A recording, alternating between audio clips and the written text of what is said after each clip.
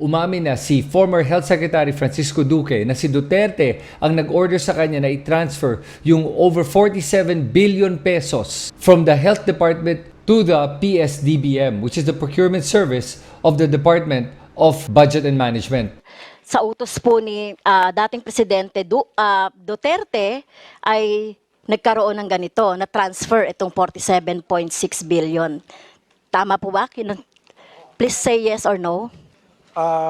Publicly, this was made by the President in our meetings in the weekly meet or talk to the people. Okay. So, clear po yun, no? 47.6 billion to be transferred to PSDBM. No? Publicly announced by the former President Duterte na ma-transfer yan. Ako ang nag-utos kay Duque. At ano ba yung problema dito sa pag-transfer na to? Para lang sa kaalaman na lahat, ang procurement service ang in charge sa pagbibili ng mga ballpen, papel, envelopes, staplers para sa lahat ng mga government offices. Wala silang alam sa pagbibili ng mga protective equipment o mga pandemic equipments needed. Kaya kaduda-duda yung pag-transfer na yun. Now, it gets worse. Kasi nilagay nga yung budget na yun sa Department of Health kasi it's a pandemic response. This is a health crisis. And the Department of Health is the lead agency for this, not the PSDBM. Pero tignan nga natin kung saan ba ito nag-umpisa at gaano kalaki yung kalokohan na nangyari nung panahon ng pandemya. Alam ba nyo na before Duterte came into power, the national debt was only at 6 trillion pesos. Tapos umakyat siya to about 7.7 trillion by 2019. So the increase was still manageable. Tapos nung 2020, nung nagka-pandemya na, humiram ang ating gobyerno from 2020 to 2022 another 5.3 trillion pesos. At ang rason na ginamit ng ating gobyerno ay humiram daw sila ng pera dahil daw sa pandemya para daw matulungan ang ating mga kababayan during this health crisis. At dahil doon, lumampas doble ng utang ng ating bansa. At ang ibig sabihin nun para sa ating lahat ay bumabagsak ang halaga ng ating peso at tumataas ang presyo ng lahat ng mga bilihin. Napansin niyo yung pagtaas ng presyo, di ba? Ako napansin ko. Malala yun. Pero sa mga naririnig ko, may iba pa sa inyo na naniniwala na kaya tayo umutang ng 5.3 trillion noong 2020 ay para sa pandemya. Kaya dapat daw naintindihan ko daw yun. Alam mo kung totoo kasi sana yun, then okay lang eh. Pero alam mo ba kung magkano lang ang ginamit ng ating gobyerno para panlaban sa pandemya? Diyan sa 5.3 trillion na hiniram nila? Only 570 billion pesos as of 2021. So sabihin na nga natin until 2022 gumastos sila ng total of 1 trillion pesos. O ayan ha, tinaasa ko pa to 1 trillion. That's under 20% of the 5.3 trillion na hiniram nila. Asa nagpunta yung 4 trillion pesos na sinasabi nila na ginamit nila sa pandemya? Dahil nung chinek ito ng COA at ng mga iba't ibang mga organisasyon, lumalabas that over 4 trillion pesos was not spent on the pandemic. And it was spent on other governmental expenses. Ngayon, ang problema dito is bakit sasabihin mong uutang ka para sa pandemya at hindi mo gagamitin sa pandemya? Number one. Number two, hindi natin kailangan umutang ng ganyang kalaki, especially during a time of a pandemic. Nabaon na nga tayo sa utang at tumaas ang presyo ng mga bilihin dahil sa utang na to.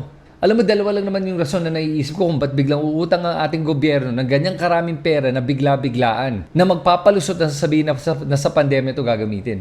Either nanakawin nila yung perang yan o bibigay nila yan sa mga kaibigan nila o kaya mangmang lang talaga sila at wala talaga silang alam sa pagmamanage ng pera. Kayo na mag-decide kung asan doon sa dalawa tingin mo ang nangyari talaga. Tapos alam mo ba sa 570 billion na yan, only 234 billion was given para ayuda sa ating mga kababayan. At I'm sure hindi lahat tayo nakakuha ng ayuda. Ako, hindi ako nakakuha. And nung kinumpute ko siya, sabihin na nga natin that less than 40 million of our kababayans got an ayuda. That means roughly only 6,000 pesos ang nabigay per person ng ayuda. Ang liit niyan kumpara sa pagtaas ng presyo ng mga bilihin.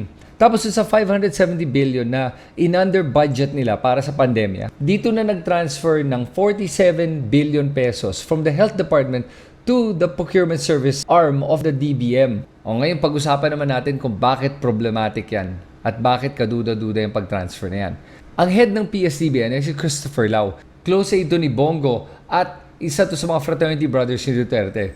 inappoint siya sa PSDBM noong August 2019. Samantala, ang Pharmaly naman ay na-incorporate noong September 2019 with a capitalization of only 625,000 pesos. Maliit yan Tapos, by January 2020, inappoint na si Christopher Lau as the head of the procurement service. Then, by March 2020, tinransfer na yung over 47 billion pesos from the health department to the procurement service of the DBM, headed by Christopher Lau. Tapos, within 2 weeks after na-transfer yung pera to the PSDBM, inaward nila yung 8.6 billion pesos to Pharmaly within a span of 2 months. Imagine mo ang isang kumpanya na undercapitalized with only 625,000 pesos was able to get an 8.6 billion peso contract. No bidding or anything. Now, why is that a problem?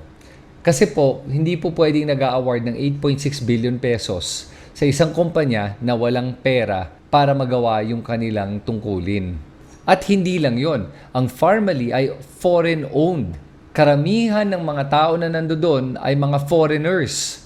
At ito ang malala, alam mo ba dun sa buong kontrata nila, ang kaya lang nilang ipakitang mga resibo na nag-deliver sila ng mga produkto ay 3.8 billion pesos lamang. Hindi nila maipakita kung saan napunta yung ibang pera na nabigay sa kanila. At ang pinaka nakaka-insulto talaga dito para sa akin ay habang itong mga executives ng Pharmaly na lumalabas, may mga mamahali na mga luxury cars, bumili ng mga bahay, at lahat yan mga dayuhan na yumaman lahat tayo nakakulong sa bahay. Karamihan sa ating mga kababayan at kapamilya ay namatay at naghirap nung pandemya.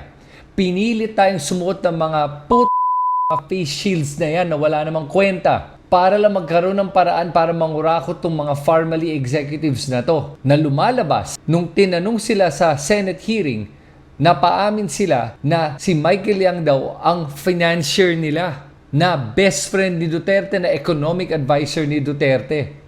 Kaya dapat talaga hindi lang basta maimbestigahan itong mga to, dapat talaga may makulong dito Kalokohan talaga yan na ginamit ang pandemya para makapagnakaw itong huling gobyerno natin habang lahat tayo ay naghirap nung panahon ng pandemya. Pinamigay niya itong pera sa kanyang mga kaibigan. Dati nang hindi nila masabi yung pangalan niya, nakasabot siya dito, ngayon lumalabas kasabot siya dito. At alam mo ba, nung time na lumabas yung COA report, yung Commission on Audit, sa mga anomalya na nangyari dito sa Pharmaly deal na to at saka sa PSDBM, anong ginawa ni Duterte? Minura pa niya ang COA na sinabi niya na hindi daw pwede mapagkatiwalaan ng Commission on Audit. Tapos sasabihin pa niya na pwedeng pagkatiwalaan itong si Michael Yang at si Christopher Lau at yung mga Pharmaly executives. At nung nag-iimbestiga ang Senate, ano pa sinabi ni Duterte? Binawalan niya ang kanyang mga executives na pumunta dito sa hearing na to. Yan ba ang isang tao na walang tinatago? Yan ba ang isang tao na may integridad?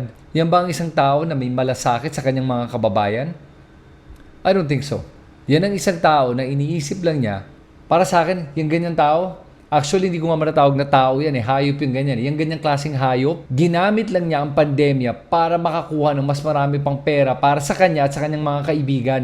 At ginamit itong palusot para lang makakuha ng mas marami pang pera. At alalahanin nyo na nung panahon ng pandemya, dyan din tumaas yung budget ni Pulong. From 2020, 2021 to 2022, dyan siya nakakuha ng 51 billion pesos para sa kanyang distrito. At itong 3 taon na to din, dito din tumaas yung Confidential and Intelligence Fund ni Duterte. At yan pa lang yung mga alam natin, paano pa yung mga hindi nating alam na mga kalokohan na nangyari noong panahon ni Duterte. Ang dami talaga nun. Kaya kung isa ka sa mga dating sumuporta kay Duterte, mag-isip-isip ka na talaga. Dahil itong binabanggit ko sa inyo ay tip of the iceberg lamang to. Maliit pa lang to kumpara sa dami ng mga krimen na nagawa niya at kasalanan na nagawa niya sa ating bansa at sa ating mga kababayan. Kaya sana po talaga, mag-isip-isip na po tayo at sana talaga maimbestiga na at maparusahan si Duterte sa mga krimen at pag-aabuso na nagawa niya nung panahon niya bilang isang presidente ng ating bansa. At yan ang katotohanan.